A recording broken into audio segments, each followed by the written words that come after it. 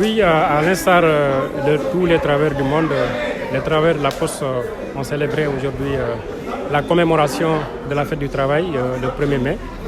Ils l'ont commémoré dans un contexte particulier, marqué par des difficultés accrues, en tout cas au niveau de la Poste.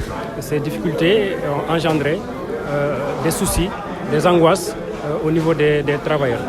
Depuis presque 2 ans, le SNTPT s'est beaucoup battu par rapport à cette situation de la Poste. Et le 12 octobre 2022, le président de la République a procédé à des changements à la tête de la Poste. Cela a suscité un brin d'espoir chez les postiers. Mais ce que nous avons constaté, c'est que depuis quelque temps, par rapport aux actions en tout cas qui sont posées par le directeur général actuel, l'ensemble des travailleurs sont déçus par rapport aux actes posés, allant dans le sens en tout cas de vouloir résoudre les difficultés que traversent les postiers. Est-ce que vous pouvez nous dire les acquis et qu'est-ce qui reste? Il reste beaucoup à faire parce que la restructuration de la Poste est un processus qui a été enclenché depuis 2014, mais malheureusement c'est un processus qui est en léthargie. Le nouveau directeur général, en tout cas, dans sa réorganisation, a procédé à la création de nouveaux organigrammes qui, à la surprise générale, a déçu beaucoup les postiers. Nous notons aussi beaucoup de déclarations d'intention, mais dans les faits, c'est autre chose que nous voyons, en tout cas par rapport à ces pratiques. Pour le redressement de la Poste, on parle de plus en plus de licenciements de masse. Qu'en pensez-vous en tant que syndicaliste? La direction générale, en tout cas, a procédé à la mise sur pied d'un plan social. Un plan social, en tout cas, qui a été présenté, mais qui n'a pas été concerté, qui a été présenté aux travailleurs. Un plan social dont les partenaires sociaux n'ont pas participé, en tout cas, à son élaboration.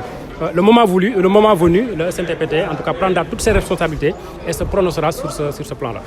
Le message que vous lancez aux autorités? Dire que les postiers sont fatigués, dire que depuis presque 5 ans aujourd'hui, la Poste est en train, en tout cas, de sombrer dans ses difficultés financières.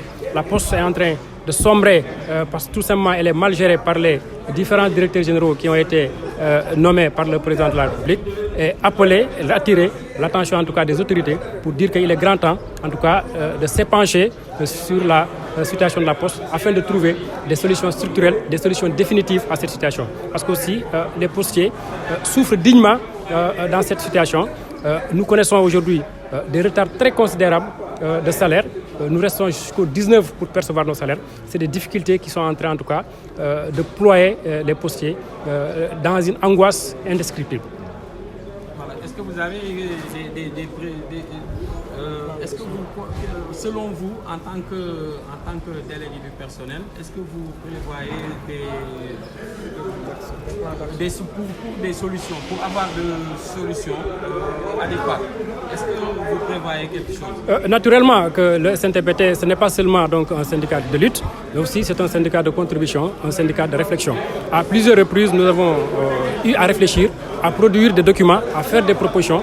Et l'ensemble de ces documents-là ont été transmis aussi bien à la direction générale qu'aux autorités étatiques, c'est-à-dire le ministère de tutelle financière et le ministère de tutelle technique.